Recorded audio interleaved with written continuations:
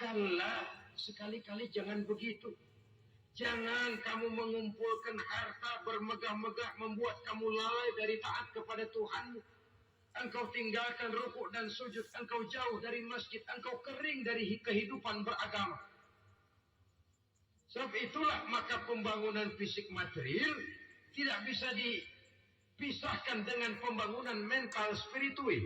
Selalu pembangunan yang hanya mengarah kepada fisik material, jauh dan kering dari agama, hanya akan melahirkan manusia-manusia materialistis yang terjebak di dalam sirkuit celaka perlombaan yang tidak pernah mengenal garis finish. Sebab itu agama mengajarkan, orang kaya itu siapa sih? Yang banyak duit? Belum tentu. Yang kebunnya di mana-mana ngebelakang? Belum tentu. Yang pabriknya selebar-lebar? Belum tentu. Yang punya segala macam peternakan, dari peternakan gajah sampai peternakan kutu.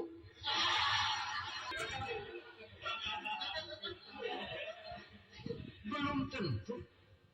Agama memberikan tuntunan yang sangat luhur. Orang kaya itu adalah orang yang hidupnya cukup.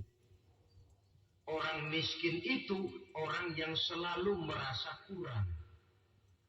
Bagaimanapun banyak duit saudara miliki, kalau masih merasa kurang, masih miskin saudara. Anda punya uang 1 juta rupiah. Mungkin saya lebih kaya dengan uang yang 1.000 ketimbang Anda 1 juta. Kenapa? Dalam tangan saya uang 1.000 besar artinya, sesuai dengan kebutuhan saya. Tapi di tangan Anda uang 1 juta, kebutuhan Anda lebih besar daripada itu lagi. Maka agama mengajarkan sifat qanaah. Merasa cukup, dan itulah sumber kekayaan yang hakiki.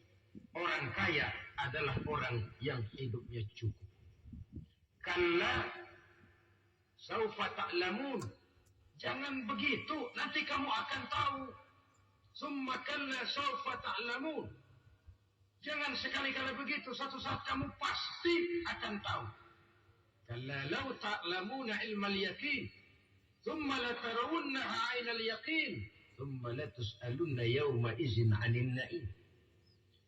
Nah, kapan perlombaan ini akan menyadarkan orang biasanya? Hatta zurtumul maqabir. Sampai kamu dekat ke liang kubur. Itu biasanya kalau istilah orang sekarang baru ngeh. Tambung dengan selang. Sudah Senin Kemis dibantu dengan alat picu jantung. Gerak, gerak, gerak, gerak. Sudah kayak orang mau gergaji kayu. Dan kesadaran semacam itu, kesadaran yang terlambat. Kesadaran ala Fir'aun. Fir'aun selagi hidup diajak beriman dan nehi aja.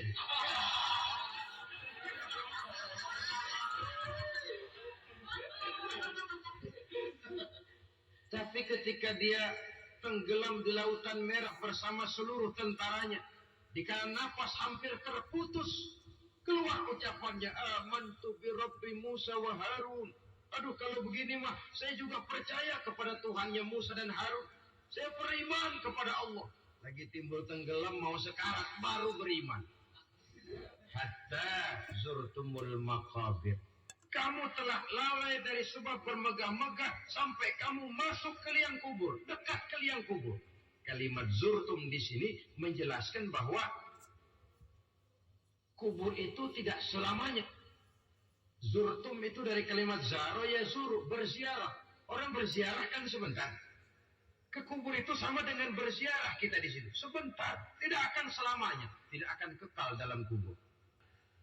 Hatta zurtumul maqabir ay mutum wa dufintum fil kubur. Sampai kamu mati, dikubumikan dalam kubur, barulah kamu sadar bahwa perlombaan itu hanya sia-sia.